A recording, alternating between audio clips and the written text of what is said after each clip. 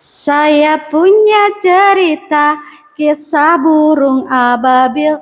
Wahai kawan, dengarlah, beginilah kisahnya. Ada pasukan gajah, pimpinan Raja Abroha, ingin menghancurkan Ka'bah yang suci. Datang burung ababil dengan berbondong-bondong, pasukan burung laut diutus oleh Allah, membawa batu-batu asalnya dari neraka. Panas, panas, panaslah rasanya. Batunya ada 3, 1 ada di paruh, 2 ada di kaki, yang kanan dan yang kiri. Burung mulai beraksi, batunya dijatuhkan. Hancur, hancur, gajah dan Abroha. Selamatlah Ka'bahnya dari Raja Abroha. Itulah pertolongan Allah yang maha gagah. Umat Islam semua pergi ke tanah suci. Lihat Ka'bah untuk ibadah haji. Lihat Ka'bah untuk ibadah haji.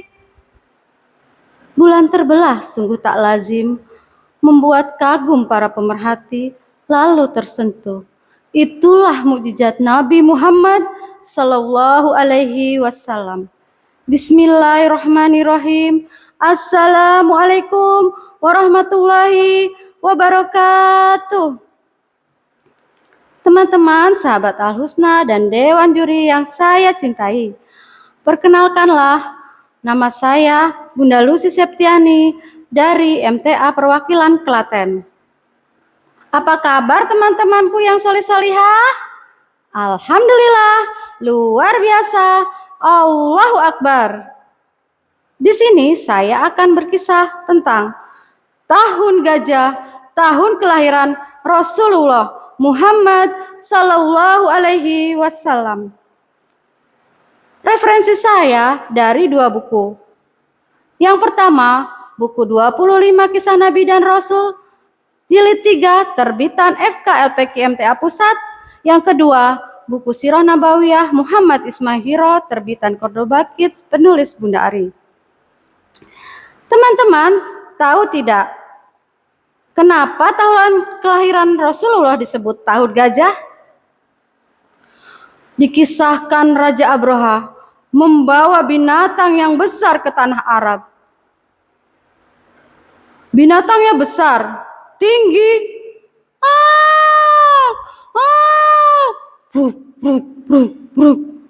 gajah-gajah yang besar disiapkan Raja Abroha untuk menghancurkan Ka'bah. Lihat di sana. Nanti teman-teman bilang, jangan, aku bersama pasukan gajah akan menghancurkan Ka'bah. Hancurkan, jangan, hancurkan, jangan, hancurkan. Gajah-gajah yang besar dan banyak membuat semua orang takut, dari anak kecil sampai orang dewasa. Namun, seorang pemimpin Quraisy yang pemberani menemui Raja Abroha. Bernama siapa? Kakek Abdul Muthalib. Kakek Abdul Muthalib menemui Raja Abroha. Hai Raja Abroha, aku datang ke sini untuk mengambil unta yang kau rampas.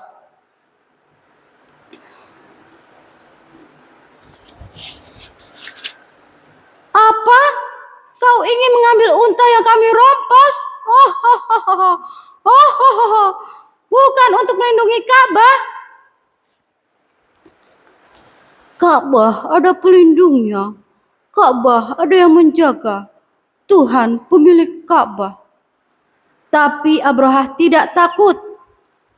Dia tetap ingin menghancurkan Ka'bah. Pasukan, siap! Pasukan, siap! Maju! Bruk, bruk, bruk.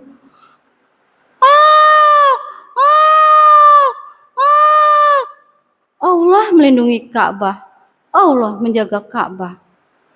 Gajah-gajah itu pun ketakutan.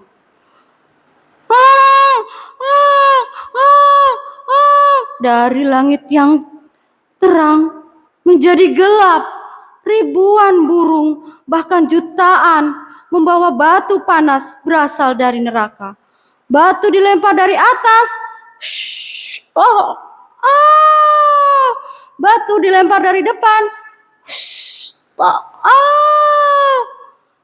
Pasukan gajah itu pun hancur binasa seperti daun-daun yang dimakan ulat. Kisah ini diabadikan oleh Allah dalam surat apa, teman-teman? Allah mengabadikan kisah ini dalam surat Al-Fil. Peristiwa tahun gajah ini adalah kelahiran Nabi Muhammad.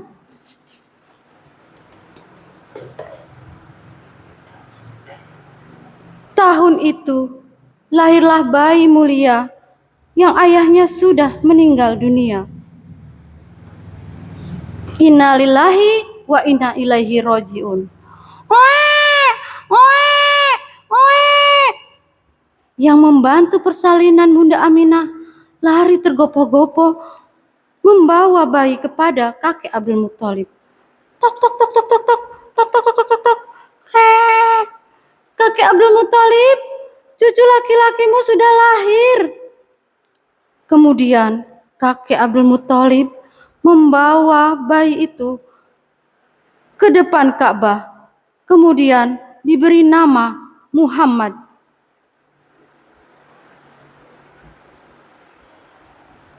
Teman-teman, tahu tidak arti kata Muhammad? Arti kata Muhammad adalah orang yang terpuji. Kakek Abdul Muthalib berharap cucunya kelak menjadi orang yang terpuji yang disanjung oleh manusia dan malaikat. Bulan Rabiul Awal lalu adalah bulan kelahiran Rasulullah Muhammad Sallallahu Alaihi Wasallam. Kisah ini untuk mengenalkan sosok hero atau pahlawan yang sesungguhnya agar kita bisa meneladani sifat terpuji beliau sehingga bisa menjadi karakter yang kuat melekat pada diri kita. Insya Allah kita dimudahkan paham dengan maksud dari kisah ini. Jadi jangan salah memilih idola ya. Jangan ya dek ya. Memperingati hari lahir idola kita, idola umat Islam di seluruh dunia, yang bagaimana perjuangan Ibunda Siti Aminah ketika akan melahirkan putranya tanpa ditemani sosok suami atau ayah bagi Muhammad kecil. Untuk mengenang masa kelahiran Muhammad kecil, masih banyak kejadian yang terduga yang membuat orang-orang Quraisy kagum dan takjub, seperti padamnya api sesembahan kaum Majusi dan hancurnya berhala di sekitar Ka'bah. Kita patut bersyukur jadi bagian dari umat Rasulullah Muhammad Sallallahu Alaihi Wasallam. Kenapa kisah Nabi Muhammad? Karena kisah atau sirah menjadi panduan dalam menjalankan kehidupan. Rasulullah adalah anak yatim yang dicintai karena berasal dari keluarga yang terhormat dan berakhlak mulia. Beliau adalah orang yang berbakti kepada orang tua, mencintai anak yatim, mandiri, bertanggung jawab, dan pekerja keras. Beliau juga memiliki sifat pemimpin, jujur, pandai berdagang, dan mampu memecahkan masalah. Beliau adalah pemuda yang terpercaya, bahkan jauh sebelum beliau menjadi Rasul, hingga beliau dijuluki Al-Amin. Teman-teman, yuk kita nyanyi Nabiku Nabi Muhammad. Nabiku Nabi Muhammad, Nabiku Nabi Muhammad, ingkang Romo Sayyid Abdullah, ingkang Ibu Siti Aminah, miyos dalem wonten ing Mekah, dina Senin ing wayah subuh, dina Senin ing wayah subuh, ing sasi April tanggal 20, ing sasi April tanggal 20, tahun gajah, tahun gajah, 571 tahun Masehi, 571 tahun Masehi. Mekah adalah tempat yang dimuliakan Allah, di mana Allah menempatkan Ka'bah di sana sebagai kiblat untuk orang muslim.